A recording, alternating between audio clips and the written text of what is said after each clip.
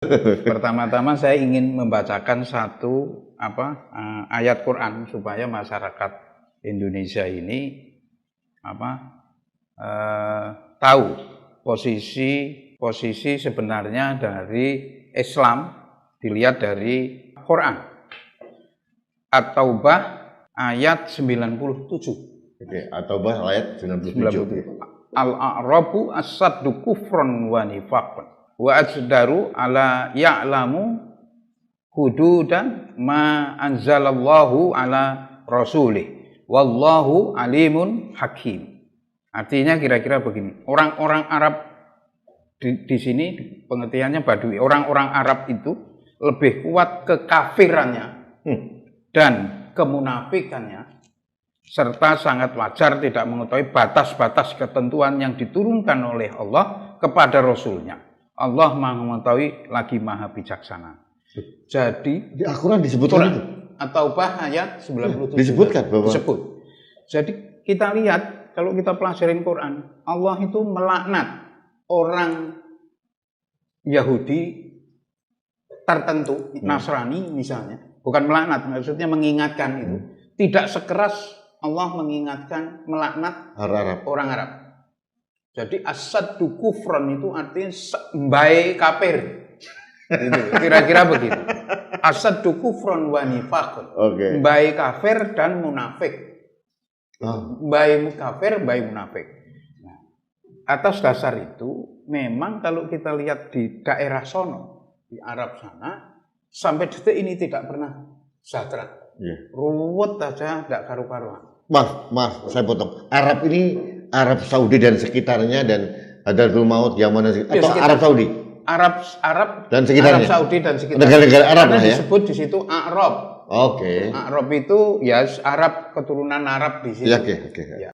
Om Swastiastu, Sampurasun, Namo Buddhaya, salam sejahtera, salam kebajikan, Rahayu, Rahayu, Rahayu. Shalom Alaikum, Assalamualaikum warahmatullahi wabarakatuh. Teman-teman, kita sering mendengar opini atau fatwa atau pendapat dari oknum-oknum ustadz atau ulama tertentu yang mengatakan bahwa katanya Arab itu unggul, Arab itu hebat, bahkan di surga sana bahasanya adalah bahasa Arab. Tapi jika Profesor Dr. Haidar Alwi, sebagaimana tadi cuplikan videonya sudah kita dengar, menyatakan bahwa ternyata menurut Al-Quran, Arab itu adalah orang-orang yang paling kafir dan munafik. Mbahe kafir.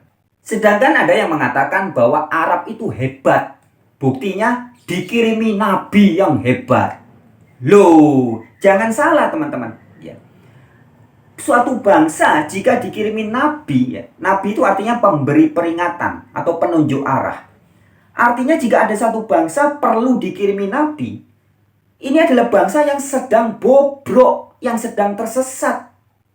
Kalau tidak bobrok, tidak tersesat, tidak perlu dikirimi pemberi peringatan alias nabi. Ibaratnya Anda sedang sakit, kemudian dibawa ke rumah sakit. Tidak cukup ditangani oleh dokter umum, kemudian Anda dikirimi dokter ahli.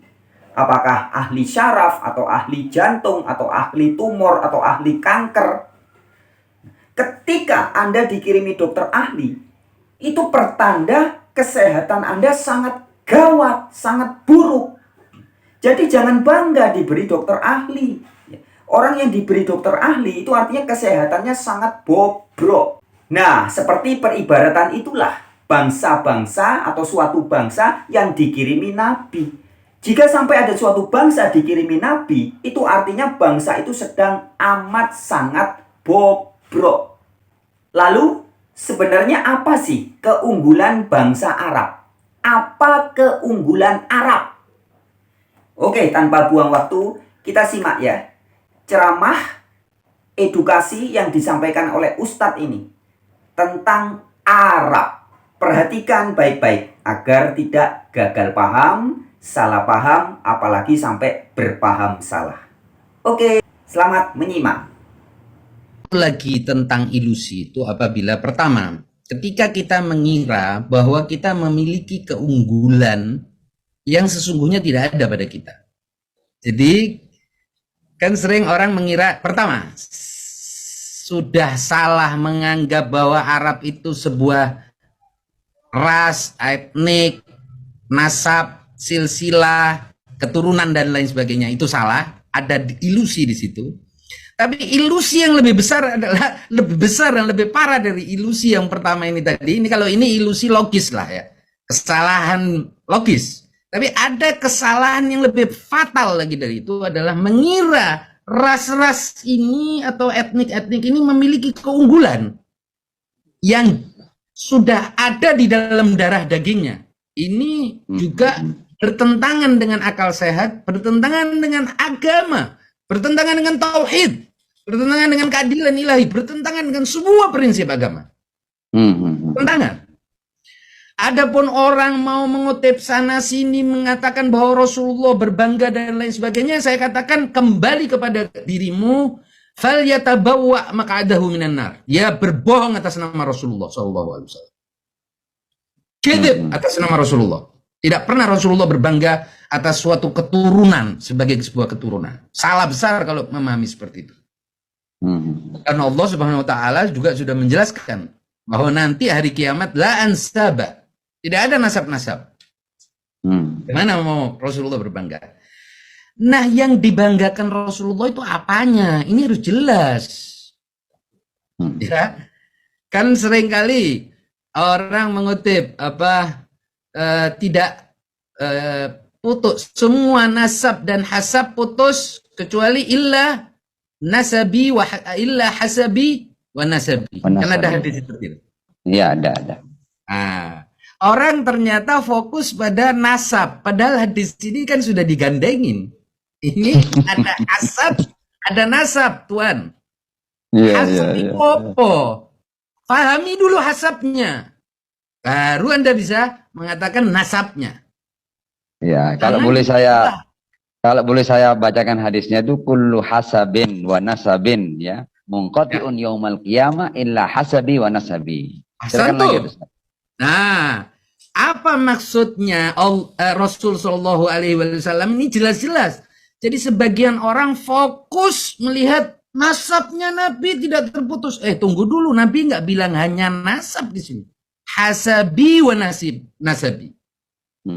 Mari jelaskan secara adil kenapa Nabi menggandengkan kedua hal ini. Karena yang tidak terputus itu adalah hasab dan nasab, bukan hasabi au nasabi. Hasabku dan nasabku, bukan hasab wa nasab. Artinya nasabnya ikutan sama yang itu, gandengannya yang hasab. Lah, sekarang hasab apa? Hasab adalah kemuliaan. Hasab adalah luhuran. Suatu prestasi moral, prestasi spiritual. Ini yang dijadikan sebagai pegangan. Artinya nasab berdiri sendiri nggak punya keunggulan. Nasab yang punya keunggulan ketika nasab ini bergandeng dengan hasab. Hasab itu artinya manaqib, kebaikan-kebaikan. Ini baru tidak akan, baru ini menjadi sesuatu yang logis. Tapi kalau diputus, nggak logis. Ya kan? Karena di dalam Al-Quran jelas-jelas ketika Nabi Ibrahim minta tentang wa min dzurriyyati, apa katanya Allah Subhanahu wa taala? Qala la yanalu ahadi zalimin. Jelas. Jadi sekedar menjadi dzurriyyah Nabi Ibrahim tidak membawa orang kepada suatu kemuliaan. Karena tergantung apakah dia zalim atau tidak.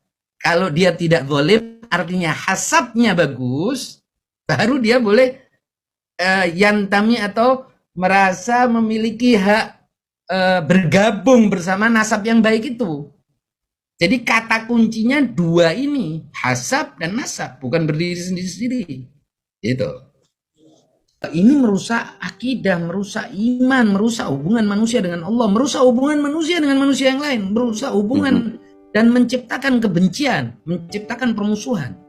Ta'assub ini salah satu penyakit kalau menurut saya.